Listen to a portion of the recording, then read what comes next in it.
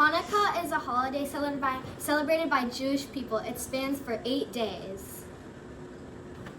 Some foods that you eat during Hanukkah are latkes, sufaginat, and matzo ball soup. And there's many other delicious foods that you eat during Hanukkah. During Hanukkah, every day, families light one candle with the shamash, one candle that is used to light the other candles.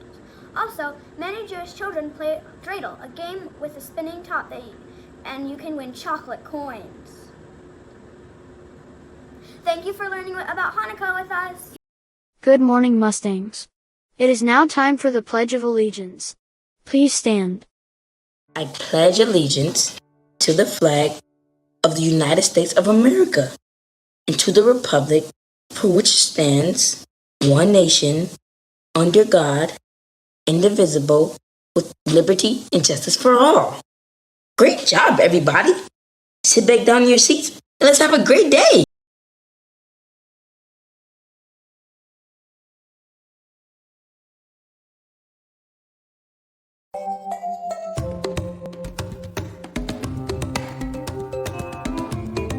Behave responsibly. E. Expect to learn. S. Stay safe.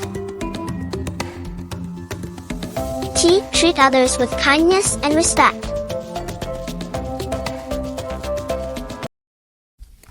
Happy birthday! Happy birthday today to Sarah Flatow. Did you know? The Grand Canyon is the largest canyon in the world. Located in Arizona, it is massive, with an elevation of 2,600 feet and a length of 277 miles. It's Christmas, and snow seems so magical. But what is snow? Let's find out. Snow is one of the solid types of precipitation. It is not rain, but it is formed when water vapor freezes into ice crystals. The tiny crystals stick together to become snowflakes. When these groups of ice crystals are heavy enough, they fall to the ground as white flakes, or snow. Snow falls to the ground when air temperatures are around freezing, between 0 and 2 degrees Celsius. If it is warmer than this, other types of precipitation, such as sleet or rain, will fall instead of snow. Light and fluffy snow consists of small snowflakes and is known as dry snow or powder. This is formed when air temperatures are colder and there is less moisture in the air. Dry snow is ideal for winter snow sports, but is more likely to drift in the wind. If it is slightly warmer, the snow melts a little and sticks together to create larger snowflakes. This is known as wet snow and is good for building snowmen. Did you know that snow looks white but is actually translucent? This means that light can only pass through the ice crystals indirectly. The many sides of the ice crystals cause diffuse reflection, meaning the light is reflected at many different angles. As this happens to the whole light spectrum, snow appears white. The size and shape of each snowflake depends on how many ice crystals are joined together, and is also determined by air temperatures. All snowflakes are thought to be unique, but all have 6 sides because the ice crystals join together in a hexagonal structure. Heavy snowfall is often called a snowstorm, but snowstorms that are accompanied by high winds are called blizzards. Snow can occur in many places around the world, but some places such as Sydney, Australia, rarely experience snow due to dry or warm weather conditions. Other places such as Quebec, Canada, experience more snow due to colder temperatures and more moisture in the air. However, in December 2016, a very unusual event occurred when it snowed in the Sahara Desert in North Africa. Although both cold temperatures and moisture in the air are extremely rare in this region of the world, on this day weather conditions unusually combined to enable it to snow. It only lasted 1 day before melting away. Around 12% of the Earth's surface is covered in permanent ice or snow. Most of this is found in the polar regions of the Arctic and Antarctic. Many people use snow for winter sports and recreational activities such as skiing, snowboarding, building snowmen, and having snowball fights. While many animals have adapted to live in snowy regions of the world, most of the animals that live in the polar regions of the world have thick fur and an extra layer of fat under their skin to help insulate them from the cold. Some animals, such as polar bears, build shelters in the snow to keep themselves and their young warm. What did you learn about snow? Let us know in the comments below. Hat, scarf, gloves and coat, boots and jumper, it is cold. Hot chocolate with my friends, let's build a snowman. Snow is in the air, snow is in the air, in the air. Sha-la-la-la-la, it's winter. Sha-la-la-la-la, it's cold. Sha-la-la-la-la, it's freezing.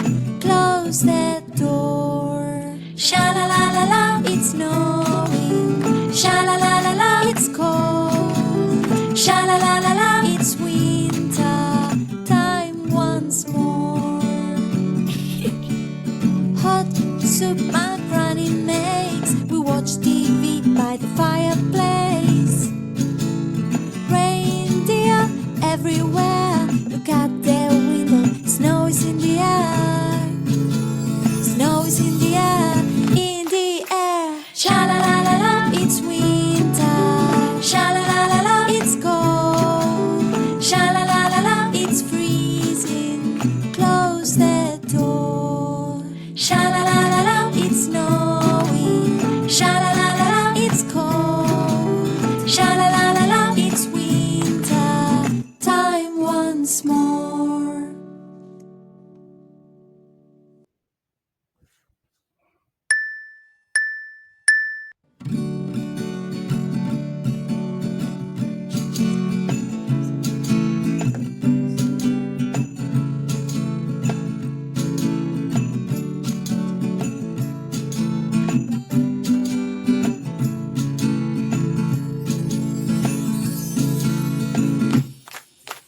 Sha-la-la-la-la, sha-la-la-la-la, sha-la-la-la-la, sha-la-la-la-la, sha-la-la-la-la, sha-la-la-la-la.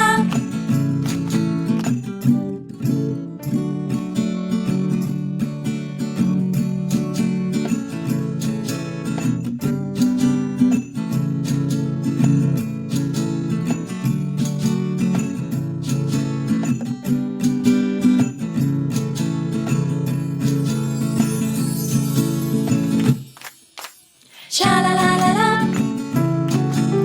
sha-la-la-la-la, sha-la-la-la-la,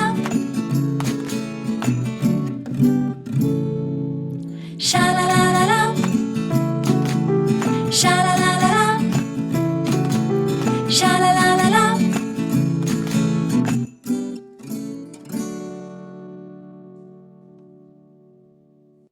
Shmelf, the Hanukkah Elf. Written by Greg Wolfe, illustrated by Howard McWilliam. Up at the North Pole, covered in snow, you'll find Santa's workshop, as most of you know. But no one can do all the work by themselves, so helping him out is his army of elves.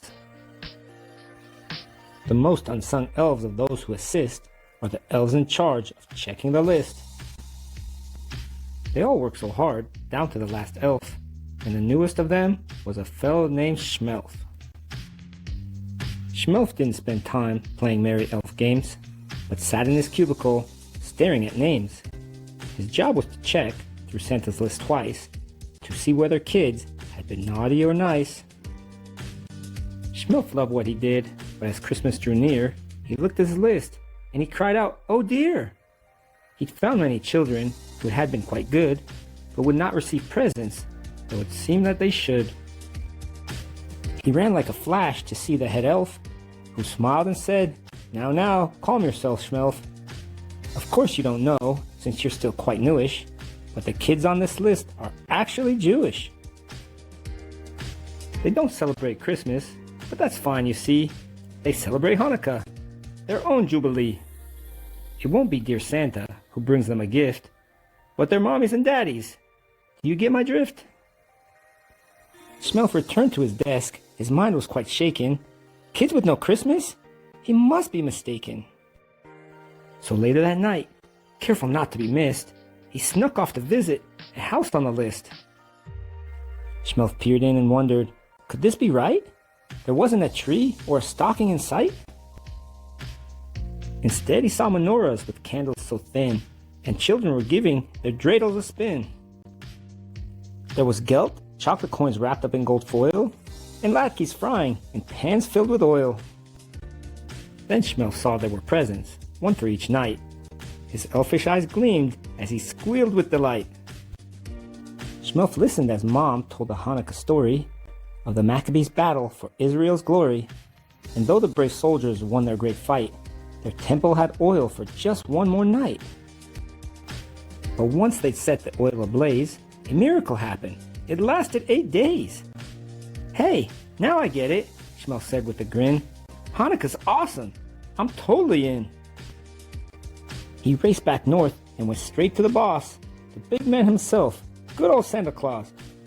Shmelf explained his discovery this holiday grand, and when he was done, Santa held up his hand. Good, Shmelf, chuckled Santa. It fills me with joy to see how you care for Jewish girls and boys. It shows me that you are much more than a clerk, and so I will task you with this special work. Hanukkah is a time for family and song.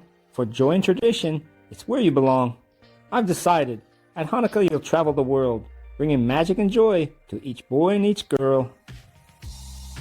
Santa gave Shmelf clothes of white and of blue, the colors of Hanukkah. That much Shmelf knew. And a sleigh that could soar straight through the air, with a Jewish reindeer by the name of Asher.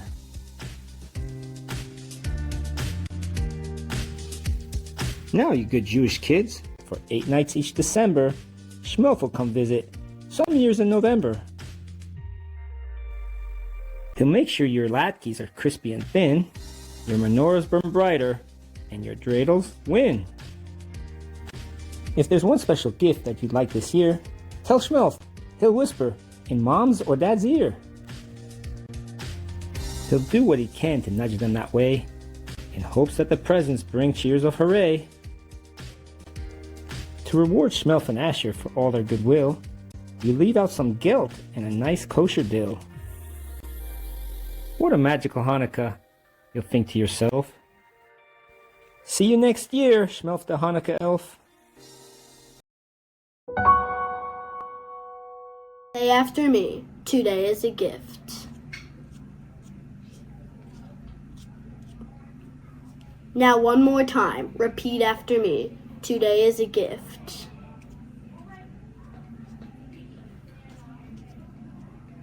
Have a great day, Mustangs.